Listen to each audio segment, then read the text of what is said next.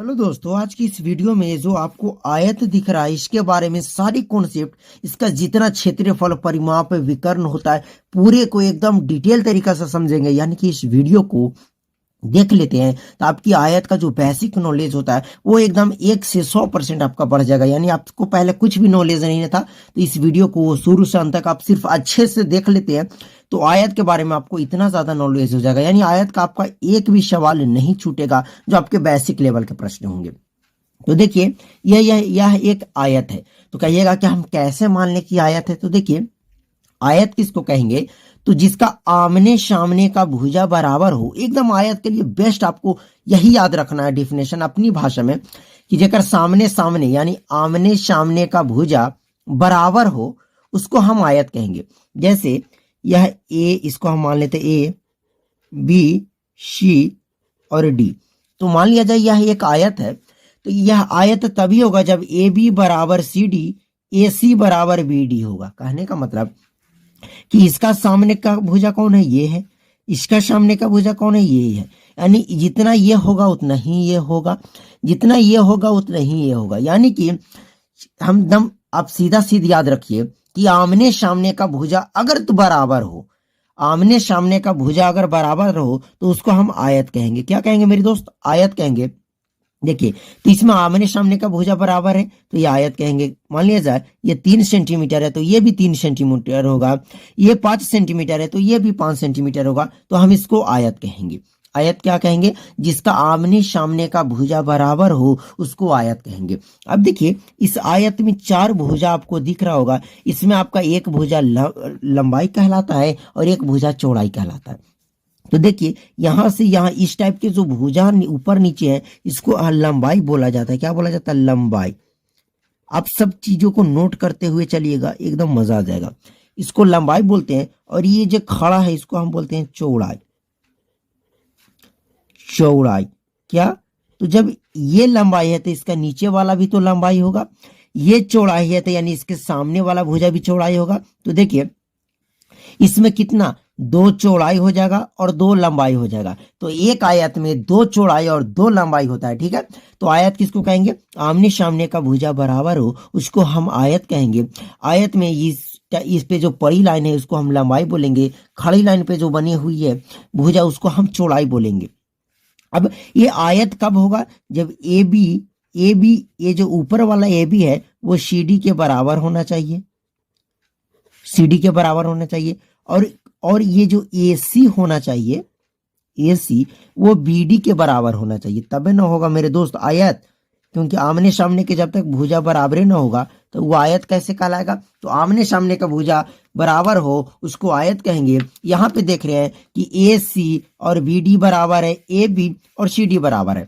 मेरे दोस्त, कभी भी आयत का क्षेत्रफल पूछ दे, क्या क्षेत्रफल? तो देखिए, अगर आप गांव के आदमी है तो आप देखे होंगे कि इसको मान लीजिए कि यह खेत है। क्या? खेत है। तो इसमें खेत में हम कुछ भी अगर रोपते हैं या कुछ भी बुनते हैं तो ये आरी पे, तो ये तो आरी है, इस आरी पे तो नहीं बुनते, इसके अंदर ही तो बुनते हैं। ये सब अंदर ही तो कुछ चीज बुनते हैं, जैसे सरसों बुनना हो गया, गेहूं बुनना हो गया, आलू रोपना हो गया, तो इसके अंदर ही तो रोपते हैं। आरी पे तो कुछ चीज नहीं रोपा जाता है। तो ये जो अंदर ये जो सब इतना खाली लाइन दिख रहा है मेरे दोस्त, इसी को बोला जाता है क्षेत्रफल। क्या बोला जाता है? क्षेत्रफल।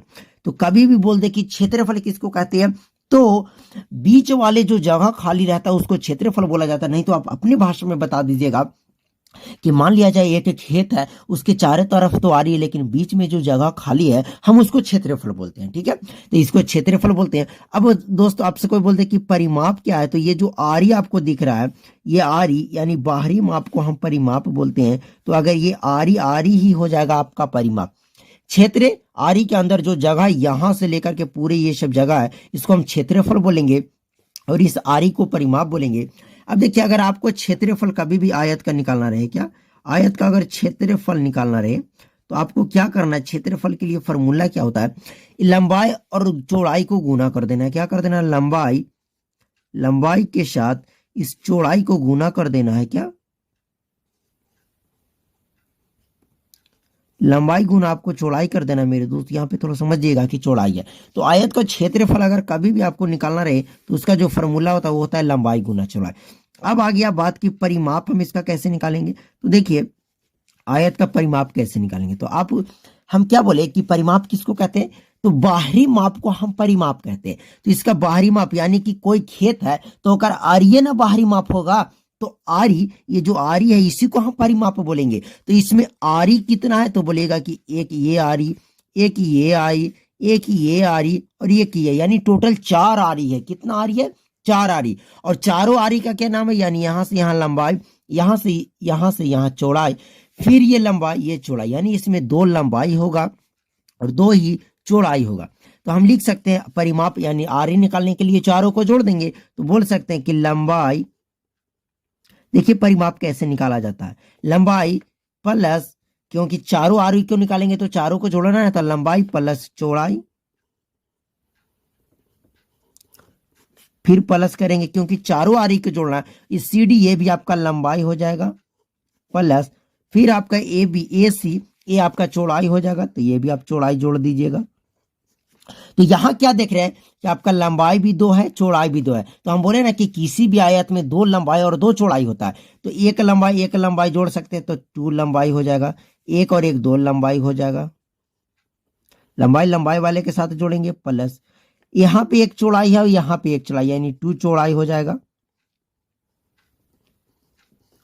अब यहां भी 2 और यहां भी 2, तो आप 2 कॉमन कर सकते हैं, तो बच जाएगा आपका लंबाई, और इधर जब लंबाई में से 2 निकल गया तो खाली बचेगा लंबाई प्लस 2 चौड़ाई, तो 2 निकल गया तो बचेगा चौड़ाई। क्या बचेगा मेरे दोस्त, चौड़ाई। तो यहां से जो आयत का परिमाप बराबर फार्मूला बन गया वो होता है 2 इंटू लंबाई प्लस चौड़ाई, यानी कि आयत का क्षेत्रफल पूछ दे तो लंबाई गुना चौड़ाई, पर आयत का परिमाप पूछ दे तो 2 इंटू लंबाई प्लस चौड़ाई। अगर आप फार्मूला भूल जाते हैं तो चारों भुजा को जोड़ दीजिए, जोड़ने के बाद जो आएगा वो आपका परिमाप होगा। अब आइए दोस्त हम समझते हैं कि आयत का विकर्ण क्या होता है।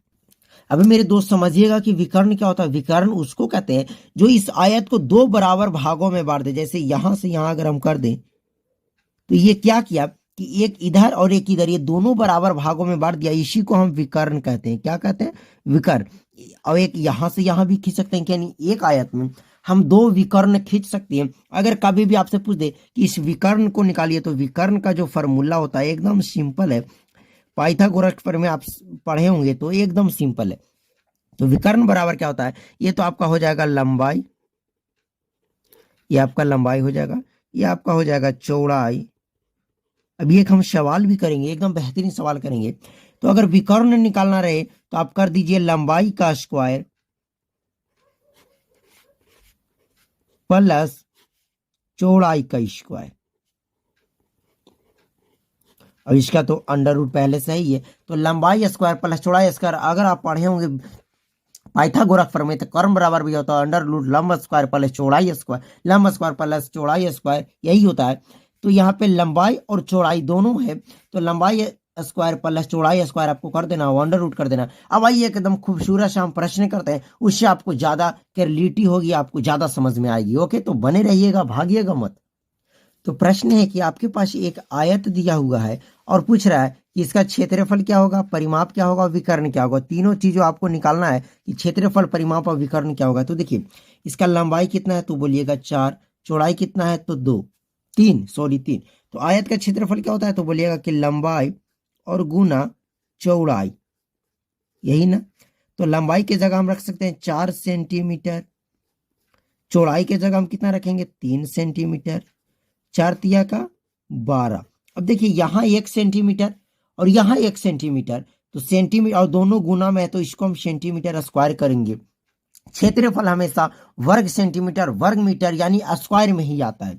अब परिमाप तो बोलिएगा कि 2 इंटू लंबाई प्लस आपका हो जाएगा मेरे दोस्त चौड़ाई, तो 2 इंटू लंबाई कितना है, तो बोलिएगा 4 सेंटीमीटर प्लस चौड़ाई कितना है, तो 3, 4 3 7, तो आगे ब्रैकेट के काम करेंगे तो 4 और 3 7 हो जाएगा, 7 दूना का 14, और इसमें आपको लास्ट में सेंटीमीटर लगा देना है, 14 सेंटीमीटर। अब आपसे पूछ रहा है कि इसका विकर्ण क्या होगा, तो विकर्ण बराबर बोले हैं कि लंब का स्क्वायर, विकर्ण बराबर बोले हैं कि लंब का स्क्वायर प्लस चौड़ाई का स्क्वायर, लंबाई का स्क्वायर प्लस चौड़ाई का स्क्वायर। तो लंबाई आपका है 4 का स्क्वायर प्लस चौड़ाई आपका है 3 का स्क्वायर, तो 4 का स्क्वायर करेंगे तो रूट हो जाएगा 16 प्लस 3 का स्क्वायर 9।